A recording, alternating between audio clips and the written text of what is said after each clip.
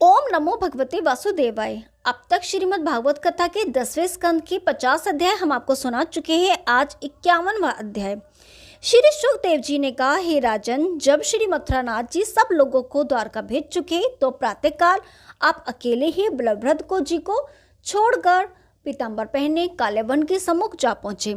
नारद जी के कथनानुसार जब काले वन ने उनमें संपूर्ण लक्षण देखे तो विचार किया कि इस पुरुष ने राजा जरासंध की सेना को मार डाला होगा, परंतु यह इस समय बिना शस्त्र के लिए पैदल मेरे सामने आया है, अतः स्वयं शस्त्र धारण कर इससे युद्ध करना उचित नहीं है। यह सोचकर कालेवन अपने रथ से कूद पड़ा और श्री श्याम सुंदर के पास जा पहुंचा। उस समय श्री कृष्ण ने देवताओं का वरदान सिद्ध करने के लिए मुचुकुंद को भवसागर से पार उतारना था, इसलिए वे कालेवन को अपने निकट आते देखकर वहां से भागने लगे। यह देखकर कालेवन अत्यंत अभिमान पूर्वक उन्हें पकड़ने के लिए पीछे दौड़ता हुआ इस प्रकार कहने लगा, मुझे कंस अथवा जरासंध मत समझना, मैं संसार में यदुवंशियों का वंश तक नष्ट कर दूंगा। हे कृष्ण, योद्धाओं का रणभूमि से पलायन करना लज्जाजनक होता है। मैं युद्ध करने आया हूँ, इसलिए क्षण भर ठहर कर मुझसे युद्ध करो। हे परीक्षित, इस प्रकार कालेवन ने बहुत दुर्वचन कहे, परंतु श्री श्याम सुंदर उसका उत्तर न देकर भागते रहे। इस प्रकार श्री कृष्ण जी के पीछे पीछे कालेवन बहुत दूर तक दौड़ा चला आया। आगे श्री कृष्ण जी गंधमादन पर्वत की उस कंदरा में प्रविष्ट हुए जहाँ राजा मुचुकुंद सो रहा था। वे उसे अपना पीताम्बर ओढ़ाकर छिपकर खड़े हो गए। जब कालेवन दौड़ता हुआ आया और पीताम्बर ओढ़े मुचुकुंद को देखा तो उन्हें कृष्ण समझकर उसने अत्यंत क्रोधित होकर एक लात मारी और उसका पीताम्बर खींचकर कहा, अरे मूर्ख, यहाँ आकर सोने से तू मेरे हाथ से नहीं बचेगा। हे परीक्षित, जब राजा मुचुकुंद की निद्रा भंग हुई और उसने कालेवन की ओर देखा तो दृष्टि पड़ते ही कालेवन जलकर भस्म हो गया। परीक्षित ने पूछा, हे प्रभो, वे परम तेजस्वी मुचुकुंद कौन था और कंदरा में किस लिए सो रहा था? श्री शुकदेव जी बोले, हे परीक्षित, राजा इक्ष्वाकु के कुल में उत्पन्न राजा मुचुकुंद राजा युयनाश का पुत्र तथा राजा माधंता का पुत्र था। उसने चक्रवर्ती राजा होकर अपने पुण्य तथा तेज के प्राप्त से सब राजाओं को जीता था। जब देवासुर संग्राम में दैत्यों ने देवताओं का सिंहासन छीन लिया, तब इंद्र आदि देवताओं ने राजा मुचुकुंद के पास पहुंचकर कहा कि हे राजन, हम आपके बल की प्रशंसा सुनकर आपकी शरण में आए हैं। इस समय दैत्यों ने हमारा सिंहासन छीन लिया है, सो आप उसे वापस लेने में हमारा साथ दीजिए। तब मुचुकुंद ने देवताओं के साथ जाकर दैत्यों से युद्ध किया। जब राजा ने लड़ते लड़ते कई युग बीत गए और स्वामी कार्तिकेय जी देवताओं की सहायता करने के लिए आ गए, उस समय देवताओं ने राजा मुचुकुंद से यह कहा कि हे राजन, आपने हमारे लिए बड़ा परिश्रम किया, अब हमारी रक्षा करने के लिए स्वामी कार्तिकेय जी आ गए हैं, अतः आप अब विश्राम कीजिए तथा जो वर चाहें वह हमसे मांग लें। यह सुनकर मुचुकुंद ने कहा, आप मुझे कोई ऐसा स्थान बताइए जहां मैं जाकर सो सकूं। सब देवताओं ने प्रसन्न होकर यह कहा कि आप गंधमादन पर्वत की कंदरा में जाकर शयन करें। हम आपको ऐसा वरदान देते हैं कि जो व्यक्ति आपको आकर जगाएगा वह आपकी दृष्टि पड़ते ही भस्म हो जाएगा। अस्तु, राजा मुचुकुंद उस कंदरा में जाकर सो गए। श्री मथुराधीश जी इस भेद को जानते थे, इसलिए उन्होंने देवताओं का वरदान सिद्ध करने के लिए कालेवन को मुचुकुंद की दृष्टि से भस्म कर दिया। तत्पश्चात स्वयं प्रकट होकर मुचुकुंद को दर्शन दिया। उन्हें देखकर मुचुकुंद ने दंडवत करते हुए कहा, हे प्रभु, जिस प्रकार आपने इस महा अंधेरी गुफा में आकर तप को नष्ट कर दिया, उसी प्रकार अब अपना नाम तथा भेद बताकर मेरे अंतःकरण का अंधकार भी नष्ट कर दीजिए। तब श्री कृष्णचंद्र जी ने कहा, हे राजन, मेरा नाम, जन्म, कर्म तथा गुण बहुतरे हैं, पर इस बार मैंने वसुदेव के यहाँ जन्म लिया है। मेरा नाम वासुदेव पड़ा है। मैंने कंस को मारकर पृथ्वी का भार उतारा है, राजा जरासंध को 17 बार हराया है। यह कालियवन भी 3 करोड़ मलेच्छों की सेना लेकर मुझसे लड़ने के लिए आया था, सो तुम्हारी दृष्टि से जलकर भस्म हो गया।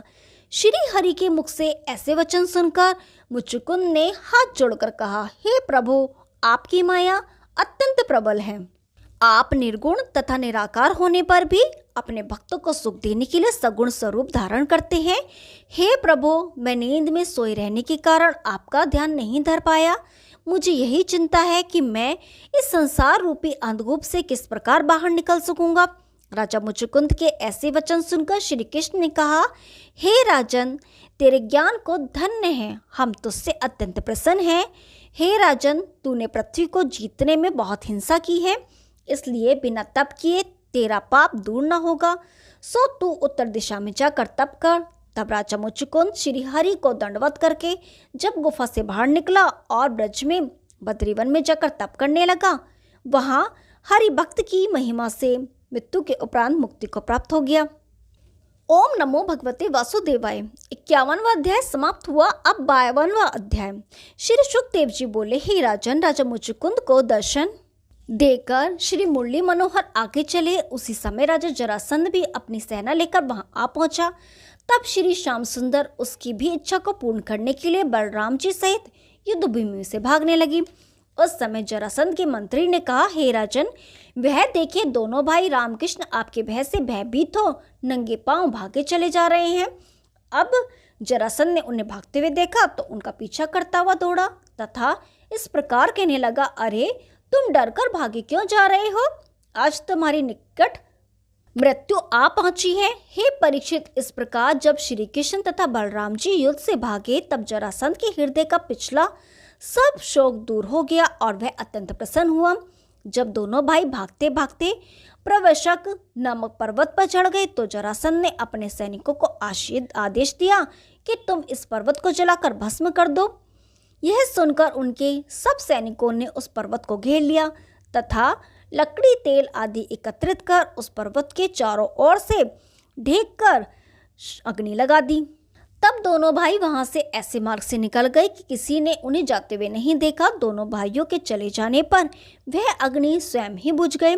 उस समय जरासंध श्री कृष्ण बलराम को अग्नि में भस्म हुआ जानकर अपनी सेना को साथ लेकर मथुरा आ पहुंचा तथा वहां के राज्य पर अपना अधिकार कर चारों ओर ढिंडोरा पिटवा दिया। उधर श्री कृष्ण जी द्वारका में और इधर जरासंध भी अपने देश को लौट गया। हे परीक्षित, जब श्री कृष्ण जी द्वारका में पहुंच गए तो सब लोगों को बड़ा आनंद हुआ। कुछ समय व्यतीत होने पर राजा रेवत ने अपनी पुत्री का विवाह बलराम जी के साथ कर दिया। तत्पश्चात श्री कृष्णचंद्र जी राजा भीष्मक की कन्या रुक्मणी को, जिसकी सगाई शिशुपाल के साथ हो गई थी, हरण करके ले आए और उसके साथ अपना विवाह कर लिया। राजा परीक्षित ने पूछा, हे महाराज, श्री कृष्ण जी रुक्मणी को किस तरह जीत कर लाए, यह कथा सुनाने की कृपा करें। श्री शुकदेव जी बोले, हे परीक्षित, विदर्भ देश का राजा भीष्म कुंडनीपुर में अपना प्रजा का पालन करता था। उसके रुक्माग्ज आदि 5 पुत्र थे। जब उसके घर परम सुंदरी रुक्मणी नामक कन्या ने जन्म लिया तो राजा ने जोशियों को बुलाकर उसका लगन फल फूल लिया। उस समय जोशी ने कहा कि हे राजन, यह कन्या बड़ी भाग्यशालिनी है, इसका विवाह परब्रह्म परमेश्वर के साथ होगा। यह सुनकर राजा को अति प्रसन्नता हुई। जब वह सयानी हुई तो एक दिन नारद जी कुंडनपुर में गए। उन्होंने रुक्मणी का हाथ देखकर यह कहा कि तेरा विवाह श्री कृष्णचंद्र जी के साथ होगा। तदुपरांत नारद जी ने द्वारिकापुरी में जाकर श्री मुरली मनोहर से इस प्रकार कहा कि हे भगवान, राजा भीष्म की पुत्री रुक्मणी लक्ष्मी के समान सुंदर तथा सर्वगुण संपन्न है, अतः वह आपके विवाह योग्य है। इस प्रकार श्री श्याम सुंदर के हृदय में भी रुक्मणी के प्रति प्रेम उत्पन्न हो गया। उन्हीं दिनों कुछ याचकों ने भी कुंडनपुर में जाकर श्री कृष्ण चरित्र का गान किया। उन याचकों की चर्चा जब राजा भीष्मक के पास पहुंची तो उन्होंने याचकों को राजमंदिर में बुलवाकर उनके पास जाकर श्री कृष्ण का चरित्र सुना। अपनी अटारी पर बैठी रुक्मणी ने भी वह सुना। तब उसके हृदय में भी श्री कृष्णचंद्र जी के प्रति प्रेम उत्पन्न हो गया। हे परीक्षित, याचकों के मुख से श्री कृष्णचंद्र जी का यशोगान सुनकर रुक्मणी श्री कृष्ण जी के ध्यान में ऐसी डूब गई कि वह दिन रात उन्हीं का स्मरण करती रहती थी और श्री पार्वती जी का पूजन करके वह वर मांगती थी कि श्याम सुंदर मेरे पति हो। रुक्मणी ने यह प्रण किया कि मैं श्री मनमोहन के अतिरिक्त किसी अन्य को अपना पति नहीं बनाऊंगी। रुक्मणी के माता पिता भी इस निर्णय से अत्यंत संतुष्ट थे। जब कभी रुक्मणी श्री कृष्ण जी के विरह में उदास होती थी, उस समय उसकी सखियां श्री कृष्णचंद्र जी की चर्चा करके उसे प्रसन्न कर लिया करती थी। अस्तु एक दिन जब रुक्मणी अपनी सखियों के साथ राजा भीष्मक के निकट पहुंची तो राजा ने उसे देखकर विचार किया कि अब मुझे रुक्मणी का विवाह शीघ्र कर देना चाहिए। यह सोचकर राजा ने अपने 5 पुत्रों तथा मंत्री को सभा में बैठाकर यह कहा कि अब रुक्मणी विवाह के योग्य हो गई है, अतः तुम लोग कोई श्रेष्ठ तथा योग्य वर बताओ। तब सभासदों ने अन्य राजकुमारों के नाम बताए, परंतु वे राजा को पसंद नहीं आए। उस समय राजा के बड़े बेटे रुकमाग्रज ने यह कहा कि हे पिता, चंदेरी का राजा शिशुपाल अत्यंत बलवान तथा कुलीन है, आप रुक्मणी का विवाह उसके साथ करें। तब रुक्मेश नामक छोटे बेटे ने इस तरह कहा, हे पिता, आप रुक्मणी का विवाह श्री कृष्णचंद्र जी के साथ करिए। यह सुनकर राजा भीष्मक अत्यंत प्रसन्न हुआ और यह कहा कि निश्चय ही यदुवंशियों में राजा शूरसेन अत्यंत प्रतापी हैं तथा उनके पुत्र वसुदेव भी ऐसे धर्मात्मा हैं कि उनके यहाँ श्री नारायण जी ने कृष्ण नाम से अवतार लिया है। उन श्री कृष्णचंद्र जी ने कंस आदि अधर्मियों को मारकर सब यदुवंशियों और प्रजा को आनंद पहुंचाया है। उनके साथ रुक्मणी का विवाह करने से प्रतिष्ठा बढ़ेगी। भीष्मक के ऐसे वचन सुनकर तीनों छोटे पुत्र और सभासदों ने प्रसन्न होकर कहा, हे महाराज, आपका विचार अत्यंत श्रेष्ठ है। उस समय रुकमाग्रज ने झुंझलाकर यह कहा कि हे सभासदों, तुम सब गंवार हो जो ऐसी बात कह रहे हो। हे पिता, उस गंवार ग्वाले की जाति पाति कोई ठिकाना नहीं है। कोई उसे वसुदेव का पुत्र कहता है तो कोई नंद का बेटा बताता है। यदुवंशी भी कोई पुराने राजा नहीं है। वे अभी कुछ दिनों से यदि बढ़ गए हैं तो भी उनकी गणना श्रेष्ठ कुलों वालों में नहीं होती। उनके घर में रुक्मणी का विवाह करने से लोग मुझे ग्वाले का साला कहेंगे, तब मैं किसी को अपना मुंह किस प्रकार दिखाऊंगा। अतः हे राजन, आप रुक्मणी का विवाह शिशुपाल के साथ करिए। हे परीक्षित, रुकमराज के ऐसे वचन सुनकर सब सभासद चुप रह गए तथा राजा भीष्मक भी उसे अपना बड़ा पुत्र जानकर मौन रह गए। यह देखकर रुकमाग्रज ने जोशियों से शुभ लग्न पूछकर एक ब्राह्मण के हाथ विवाह का टीका शिशुपाल को भेज दिया। शिशुपाल ने बड़े सम्मान और हर्षपूर्वक उस टीके को चढ़ा लिया तथा ब्राह्मण को दान दक्षिणा देकर विदा किया। ब्राह्मण ने लौटकर रुकमाग्रज के कहा कि राजा शिशुपाल बड़ी धूमधाम से बारात लेकर आ रहे हैं, इसलिए आप विवाह की तैयारियां कीजिए। राजा भीष्म विवाह की तैयारियां करने लगे। उस समय कुंडलिनपुर में घर घर यह समाचार फैल गया कि राजा भीष्मक रुक्मणी का विवाह श्री श्याम सुंदर के साथ कर रहे थे, परंतु रुकमाग्रज ने ऐसा नहीं होने दिया। हे परीक्षित, राजमंदिर में स्वर्ण कलश रखकर मंडप बनाया गया और स्त्रियां मंगलाचार करने लगी। राजा भीष्मक ने निमंत्रण भेजकर अपने सब इष्ट मित्रों को भी बुलवा लिया। उस समय कुछ सखियों ने रुक्मणी से जाकर कहा, हे रुक्मणी, तेरे भाई रुकमराज ने तेरा विवाह शिशुपाल के साथ करना निश्चित किया है। यह सुनकर रुक्मणी अपने मन में विचार करने लगी कि मैंने तो कृष्णचंद्र जी को अंतःकरण से अपना पति मान लिया है, अतः अब दूसरा पति कैसे स्वीकार करूंगी। कुछ सोच के बाद रुक्मणी ने निश्चय किया कि किसी आदमी को श्री श्याम सुंदर के पास भेजकर उन्हें अपने मन की अभिलाषा से परिचित कराना चाहिए। तब रुक्मणी ने सबसे छिपकर एक बुद्धिमान ब्राह्मण को बुलाकर एक चिट्ठी दी और यह कहा, हे द्विज, आप इस पत्र को लेकर शीघ्र द्वारका चले जाएं अथवा त्रिलोकीनाथ जी से सारा समाचार कहकर उन्हें यहाँ लिवा लाइए। इस उपकार के लिए मैं आपकी जन्म भर ऋणी रहूंगी। यह सुनकर वह ब्राह्मण द्वारका को चल पड़ा तथा कुछ दिनों में ही वहां आ पहुंचा। तब वह राजभवन में पहुंचकर श्री मुरली मनोहर के सामने जा खड़ा हुआ। जिस समय श्री मदन मोहन ने उसे अपने सामने देखा तो उन्होंने सिंहासन से उतरकर पहले तो उसे दंडवत किया, फिर सम्मानपूर्वक अपने पास बैठाकर पूछा, हे महाराज, आप कहाँ से पधारे हैं। यह सुनकर उस ब्राह्मण ने रुक्मणी की चिट्ठी देते हुए इस प्रकार कहा, हे दया सिंधु, कुंडिनपुर में राजा भीष्मक की राजा कन्या रुक्मणी दिन रात आपका ध्यान धरती हुई अपने को आपके ही चरणों की दासी समझती है। आप उसका पिता उसका विवाह आपके साथ करना चाहता था, परंतु उसके बड़े भाई रुकमराज ने उसकी सगाई शिशुपाल के साथ कर दी है। हे प्रभु, वे राजकुमारी मन कर्म वचन से आपके साथ विवाह करने का संकल्प कर चुकी है, अतः कुंडिनपुर चलने की कृपा कीजिए।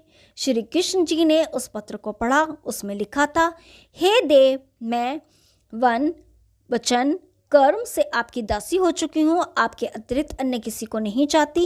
यद्यपि मैं इस योग्य नहीं हूँ कि आपके चरणों की दासी बन सकूँ, फिर भी आप मेरी प्रीति को देखकर मुझे यह सौभाग्य प्रदान करने की कृपा कीजिए।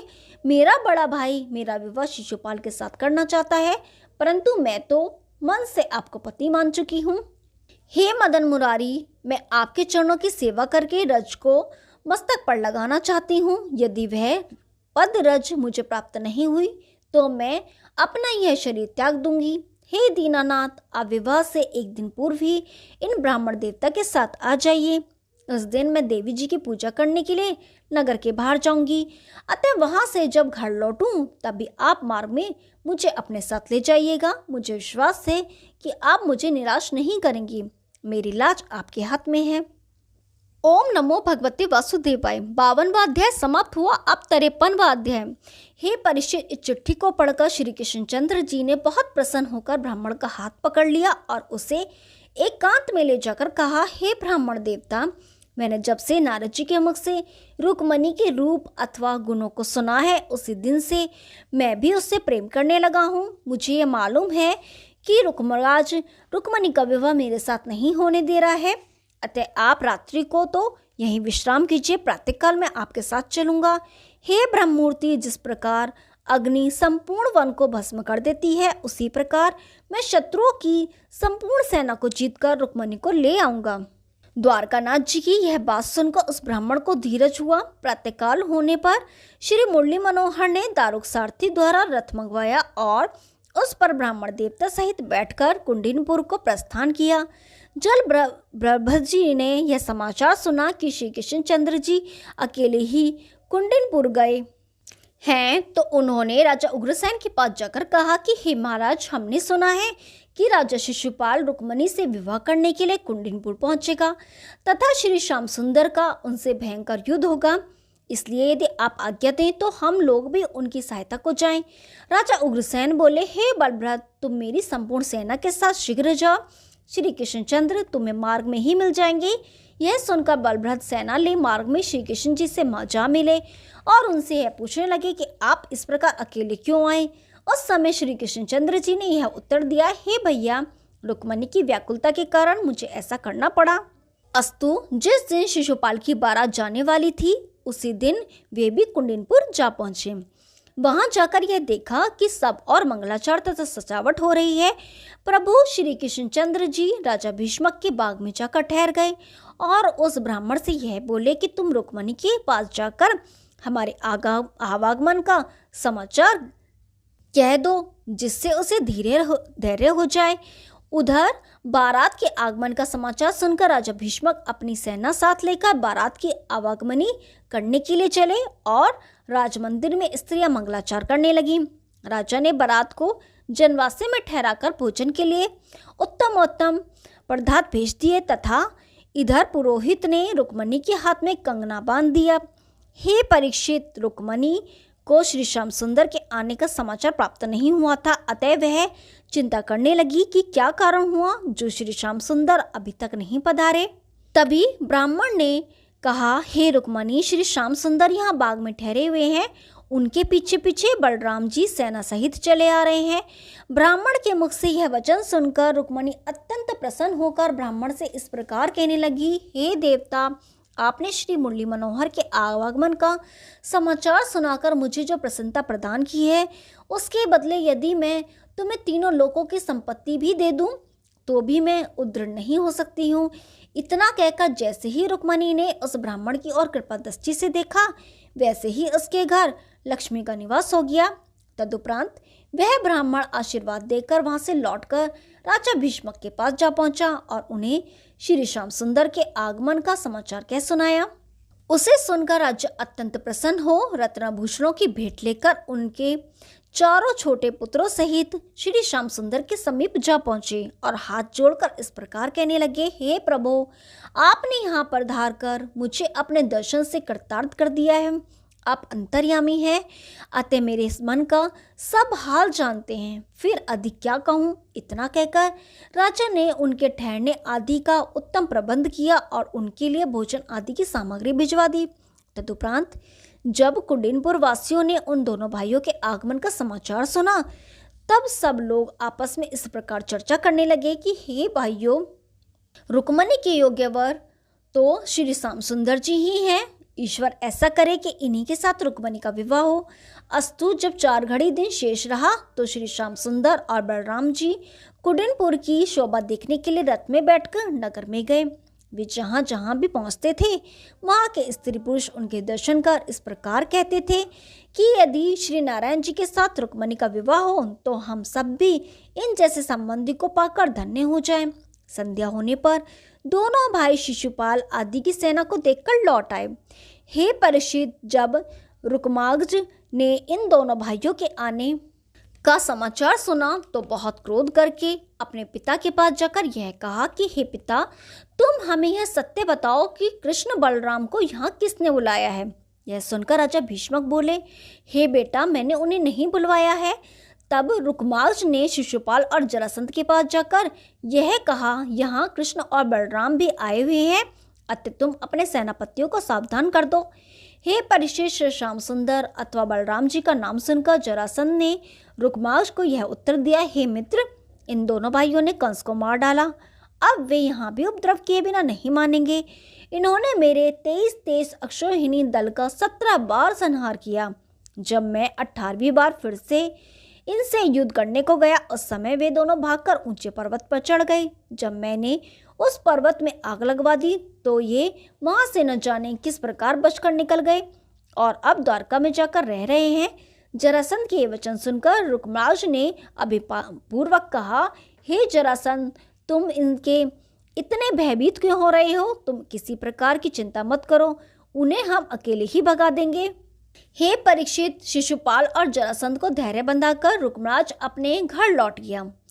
प्रातःकाल उधर तो बारात निकलने की तैयारियां हुई और इधर भीष्मक के घर मंगलाचार होने लगा। जब 4 घड़ी दिन शेष बचा, तब बहुत सी सहेलियां गाती बजाती हुई रुक्मणी को साथ लेकर गौरी पूजन करने को चली। उस समय शिशुपाल ने अपने 50,000 शूरवीर रुक्मणी की रक्षा करने के लिए साथ कर दिए। उस वक्त सहेलियों के बीच में चलती हुई रुक्मणी ऐसी सुशोभित हो रही थी जैसे तारागणों के बीच में चंद्रमा सुशोभित होता है। उन्हें चारों ओर से घेरे हुए काले वस्त्र पहने सैनिक ऐसे लगते थे मानो काली घटा ने चांद को घेर रखा हो। मंदिर में पहुंचकर रुक्मणी ने गौरी का विधि पूर्वक पूजन किया और हाथ जोड़कर यह स्तुति करने लगी, हे गौरी माता, मैंने बचपन से ही आपकी सच्चे मन से सेवा की है, अतः आपका मुझे मनवांछित फल प्राप्त हो ऐसा वरदान दीजिए। इस प्रकार पूजा अर्चना करके जब मंदिर से बाहर निकली, उस समय वह श्री श्याम सुंदर से मिलने की आशा किए हाथी के समान मंद गति से राज मंदिर की ओर लौटने लगी। उसी समय आनंद कंद श्री कृष्ण जी का रथ वहां आ पहुंचा। उनके रथ की ध्वजा देखते ही सखी ने प्रसन्न होकर रुक्मणी से इस प्रकार कहा, हे सखी, देखो श्री श्याम सुंदर आ पहुंचे हैं।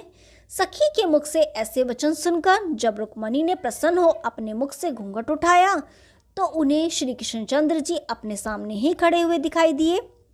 तभी श्री मथुरानाथ जी प्रभु ने बिजली की गति से अपना रथ रुक्मणी के बिल्कुल समीप ही खड़ा कर दिया। फिर जैसे ही रुक्मणी ने लजाते हुए अपना हाथ बढ़ाया, वैसे ही उन्होंने उसको अपने बाएं हाथ से पकड़कर रथ में बैठा लिया और शंख बजाते हुए बढ़ चले।